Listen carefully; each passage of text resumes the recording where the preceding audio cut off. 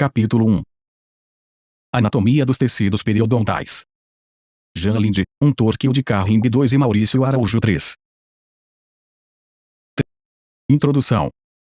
Este capítulo apresenta uma breve descrição das características do periodonto normal. Presume-se que o leitor tenha conhecimentos prévios da embriologia e da histologia orais.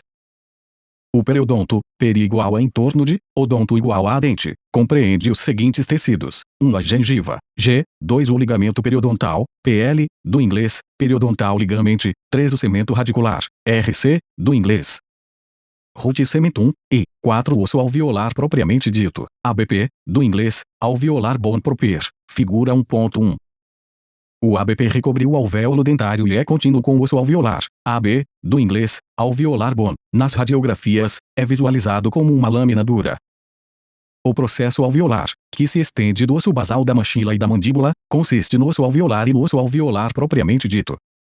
A principal função do periodonto é inserir o dente no tecido ósseo da maxila e da mandíbula e manter a integridade da superfície e da mucosa mastigatória da cavidade oral.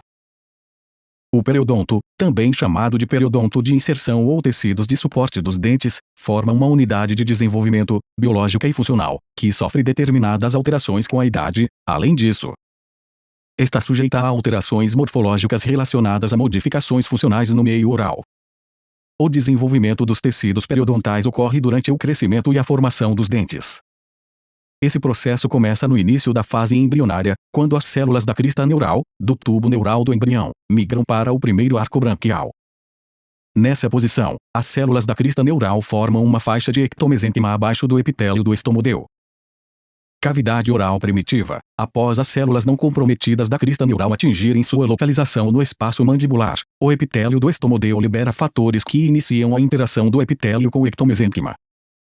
Após essas iterações, o ectomesênquima assume papel dominante no desenvolvimento posterior. Após a formação da lâmina dental, ocorrem processos: estágio de botão, estágio de capuz, estágio de campânula e desenvolvimento da raiz que resultam na formação de um dente e seus tecidos periodontais, incluindo o osso alveolar propriamente dito. Durante o estágio de capuz, células ectomesênquimais condensam-se em relação ao epitélio oral ou órgão dental, do inglês, dental organ, formando a papila dentária, DP, do inglês, dental papila, que dá origem à dentina e à polpa. E o folículo dentário, DF, do inglês, dental follicle, que origina os tecidos periodontais de suporte, figura 1.2. O papel decisivo desempenhado pelo ectomesênquima nesse processo é estabelecido pelo fato de que o tecido da papila dentária, aparentemente, também determina a forma e o formato dos dentes. Figura 1.1. Se um germe dentário no estágio de campânula do desenvolvimento for dissecado e transplantado para um local diferente, pes, o tecido conjuntivo ou a câmara anterior do olho, o processo de formação do dente continua, a coroa e a raiz são formadas, e as estruturas de suporte, e o cemento, o ligamento periodontal e uma fina lâmina do osso alveolar propriamente dito, também se desenvolvem. Tais experimentos demonstram que todas as informações necessárias para a formação dos dentes e do periodonto estão localizadas nos tecidos do órgão dental e no ectomesênquima circunvizinho. O órgão dental é o órgão formador do esmalte, a papila dentária é o órgão formador do complexo dentina-polpa e o folículo dentário é o órgão formador dos tecidos periodontais, o cemento, o ligamento periodontal e o osso alveolar propriamente dito. O desenvolvimento da raiz e dos tecidos periodontais segue-se ao da coroa, células dos epitélios dentários interno e externo. O órgão dental, proliferam no sentido apical, formando uma camada dupla de células denominada bainha radicular epitelial de Ertwig, RS, do inglês, Ertwig's Epithelial Root Set. Os odontoblastos, OB, que formam a dentina radicular diferenciam-se a partir das células ectomesênquimais na papila dentária sob a influência indutiva das células epiteliais internas, figura 1.3. A dentina, D, continua a se formar no sentido apical, produzindo o arcabouço da raiz. Os tecidos periodontais, inclusive o cemento acelular, desenvolvem-se durante a formação da raiz.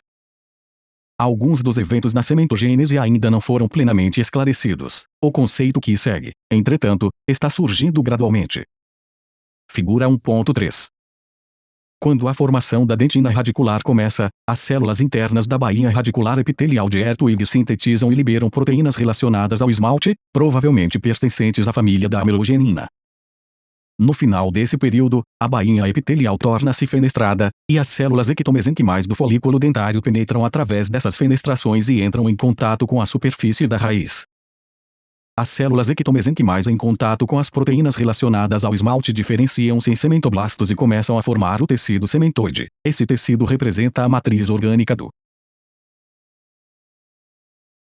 bolinha, bolinha, bolinha, completamente mineralizadas na camada mais externa da dentina. Supõe-se que o cemento se torne firmemente aderido à dentina por meio da interação dessas fibras. A formação do cemento celular, que com frequência recobre o terço apical da raiz dentária, difere da formação do cemento acelular, pois alguns sementoblastos são integrados ao cemento. As outras estruturas do periodonto são formadas pelas células ectomesenquimais do folículo dentário lateral ao cemento. Algumas delas diferenciam-se em fibroblastos periodontais e formam as fibras do ligamento periodontal, enquanto outras se tornam osteoblastos e formam o osso alveolar propriamente dito, no qual as fibras periodontais estão ancoradas. Em outras palavras, a parede alveolar primária também é derivada do ectomesenquima, embora ainda sem comprovação conclusiva. É provável que as células ectomesenquimais permaneçam no periodonto adulto e participem no processo de renovação desse tecido.